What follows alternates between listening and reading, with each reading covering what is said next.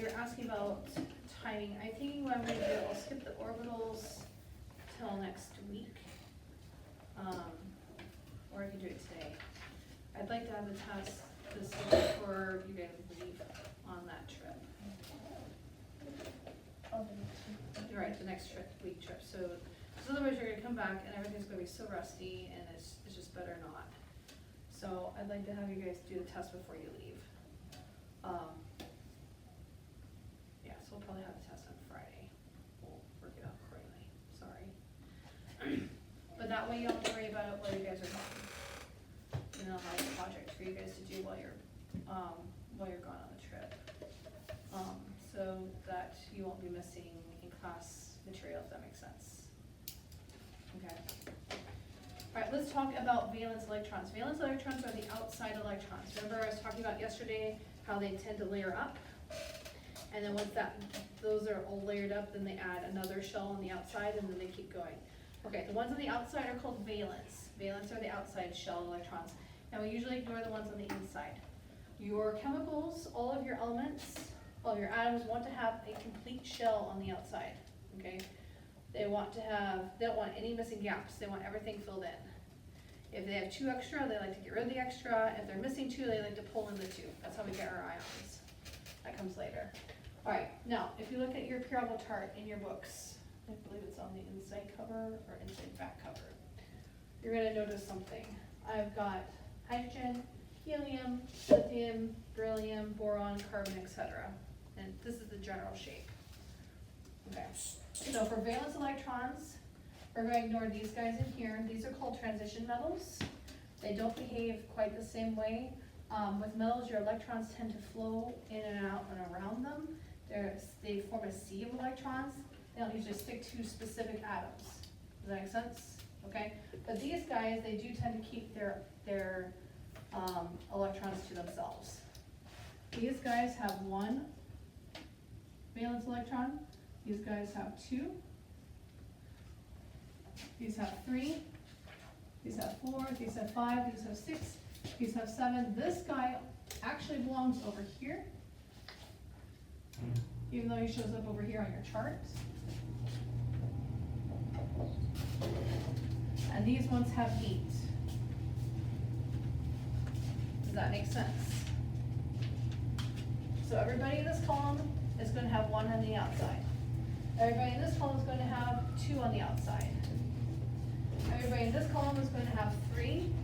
These guys are going to have 4. These guys are going to have 5. These will have 6. These will have 7. These will have 8. Does that make sense? Okay. So we're looking for valence electrons. All I have to say is, okay, hydrogen. Hydrogen has how many? 1. Helium has 2. Boron has, how about selenium? 6. How about argon? 8. Does that make sense? That's all we have to do for valence electrons. Those are important because those are the electrons that do all the bonding. So with H2O, let's actually do H2O. Hydrogen has how many? They have 1, okay? So it's 1 valence electron. Oxygen has how many? 6. It has 6. Okay? How many does oxygen want to have? Everybody wants to have 8.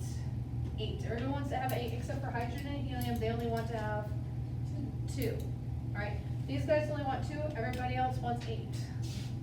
That's because these guys are so small. Does that make sense?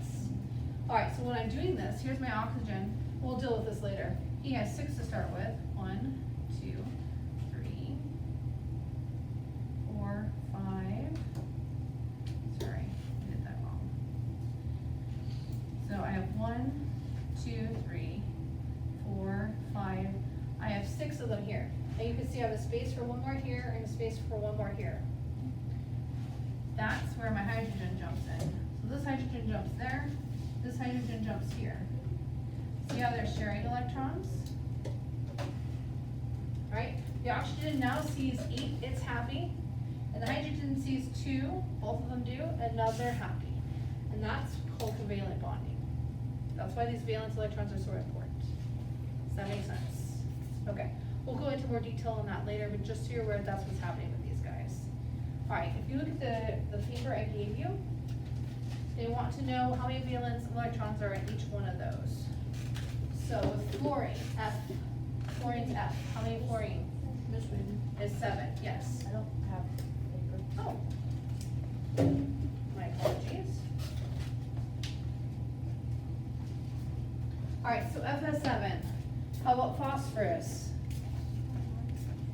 That's P. It's how many? At 5. I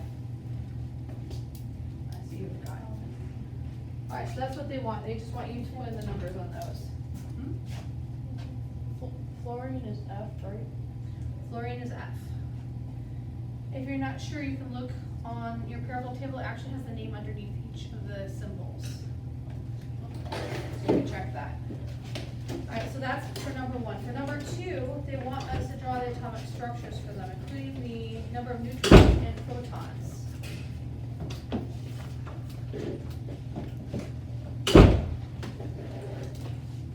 What I'm going to ask for that is that you just give me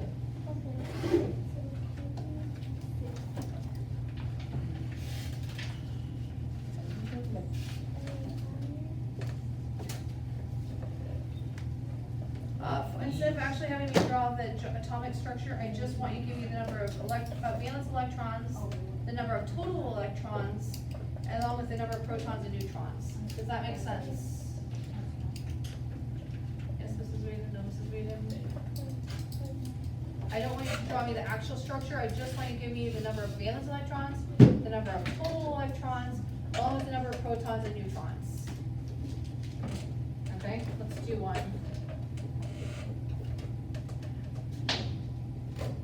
Wait, Miss Wheeler, Yes, how many does iron have then?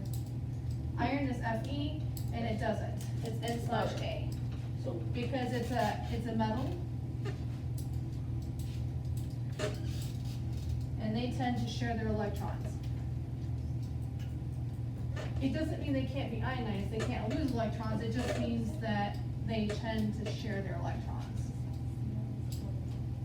You'll find that the metals are the most generous of all.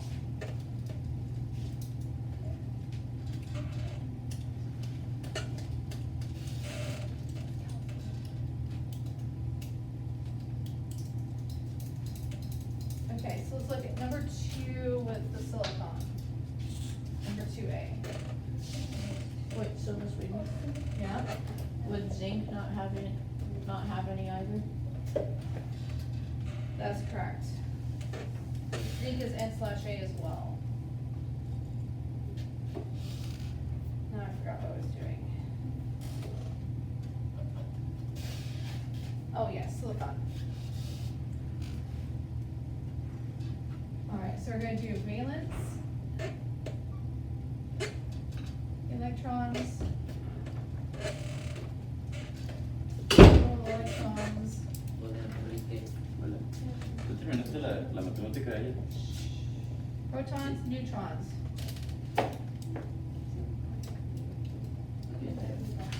Alright, silicon, what is the number for silicon? The atomic number? Yeah, 14, okay? I'm gonna write that down. So there's 14. 14 gives me the number of protons and the number of, so right off, I've got 2 of my answers, 2 there. Alright, what is the valence electrons on silicon?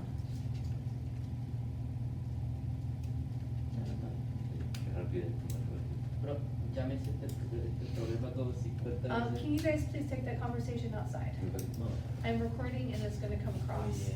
I don't mind, just go ahead. Man, Then we just come back in. appreciate it, sorry, I No forgot. problem.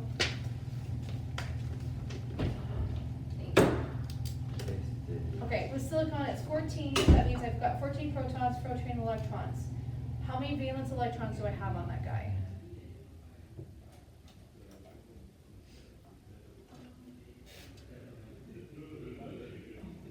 Yes, 4. There are gonna be 4 valence electrons.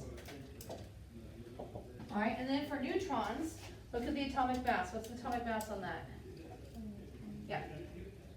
we're gonna round it to a whole number, so it's 28. So I'm at 28 minus the number of protons, 14, which means I have how many neutrons? 14? Yeah, you're correct. Does that make sense? Wait, so protons and neutrons are always next to each other, No, right? protons and electrons. Right. Protons and electrons, because one's positive, one's negative. The neutrons is your atomic mass rounded to the whole number, subtract off the number of protons. Does that make sense to you? Okay. Nitrogen and argon actually ended up with their protons and neutrons on the backside. Don't worry about that. You can write everything just in that space down there. You can ignore the back. Any questions?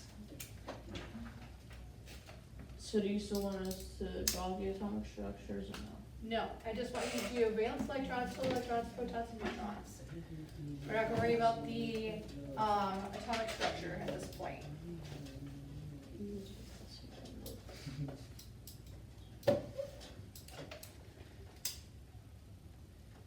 And then tomorrow, we'll have the review, which means Thursday will be the test. Okay? That way we don't have to have the test on Friday. Alright, any other questions?